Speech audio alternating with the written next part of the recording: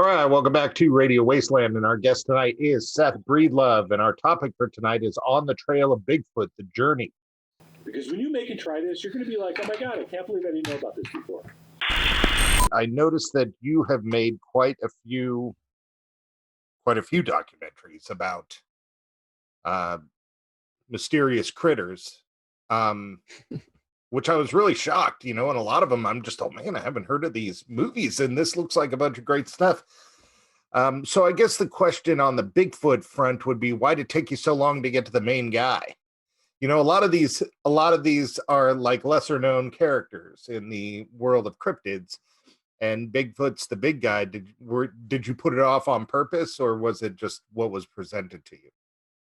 I mean, we've been covering Bigfoot to some extent since the first movie, because Minerva Monster is kind of a Bigfoot case. But yeah, as far as like taking a look at the greater phenomenon, it took me a while to get to that point because I didn't know how to approach it in a way that hadn't been done a billion times. And it turned out like most of this stuff, like just the most straightforward kind of approach hadn't been done. And so I hadn't, I've watched probably every Bigfoot documentary there is.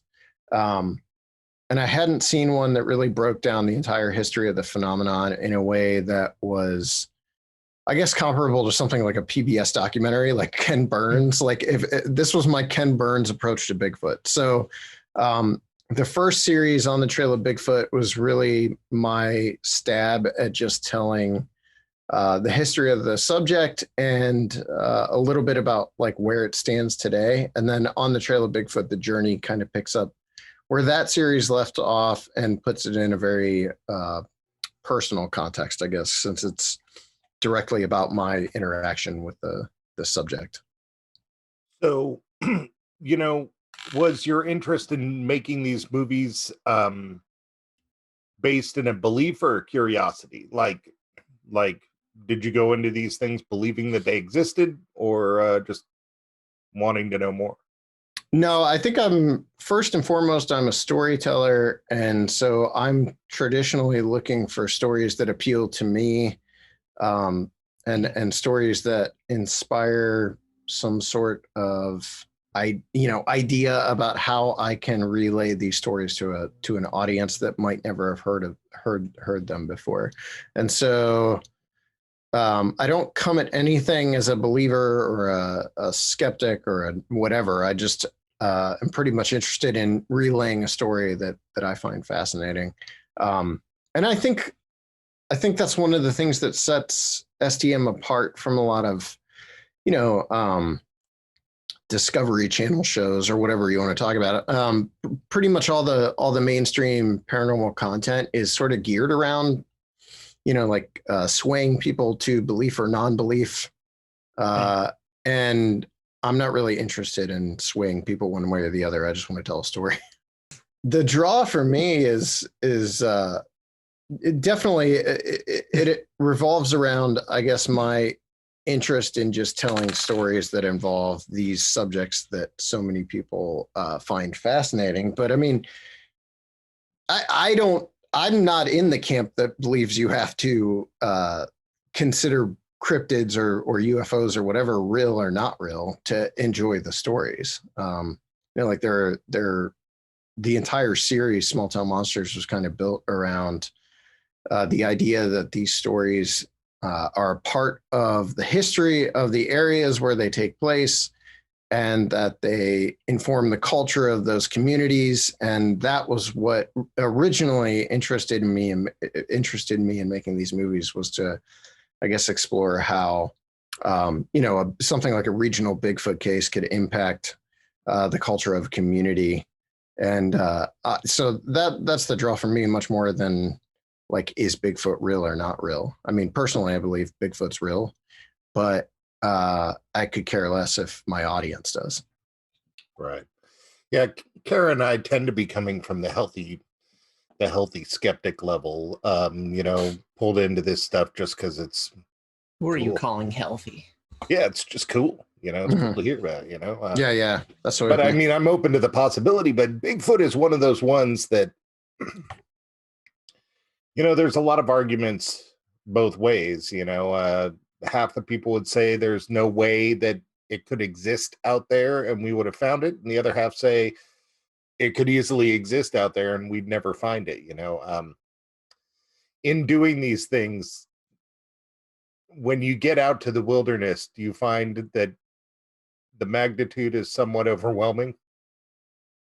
You mean like the magnitude of where we are, or Yeah. I mean, for sure. I think that's the thing that stands out, and being out where you are, you're well aware of this, but I think the magnitude of the forest itself, wilderness, whatever you want to call it, there's still plenty of isolated areas around the United States. And I think that was like the biggest takeaway from something like On the Trail of Bigfoot, The Journey, was that even in New York State, which we connect so often with New York City or Albany or some of those bigger, you know, cities, you've got this massive forested area in upstate New York that has 6 million acres of coverage, and where something could easily stay hidden if it wanted to. And that isn't to say that alone is an argument for the existence of Bigfoot.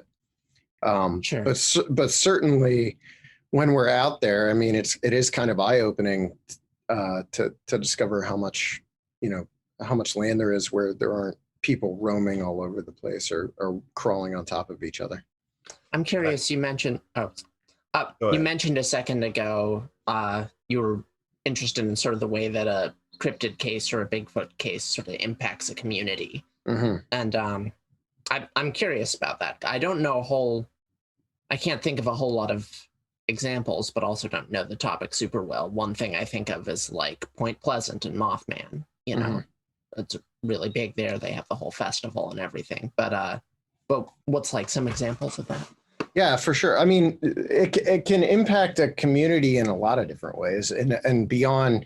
Point Pleasant's probably the best example, honestly, because you've got this city that actually embraced the story, and they knew how to turn it into tourism, right? Like they knew how to turn it into a tourism boon.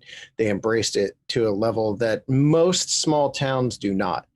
But what, you know, beyond that, what fascinates me is when towns don't do that. Like when towns want nothing to do with their local monster. Minerva Monster, the first movie we made, you know, it took a look at a town that pretty much didn't want anything to do with the Minerva Monster, and it had done everything they could for the last 30-some, 40-some years to just write it off and move on from it. And still that creature, that character, and that case is probably what that town is best known for. Johnny, catch! Oh no! Let's tell Mom it was Billy's mistake. You're making the mistake. Flint! Anyone can have an accident, but lying makes it worse. But Mom will be upset. She'll be even more upset if you lie. And how would you feel if Billy got punished? Face up to what you've done. Don't take the easy way out. We'll tell her we did it. Remember, it's better to tell the truth. And that's no lie. Now we know. And knowing is half the battle.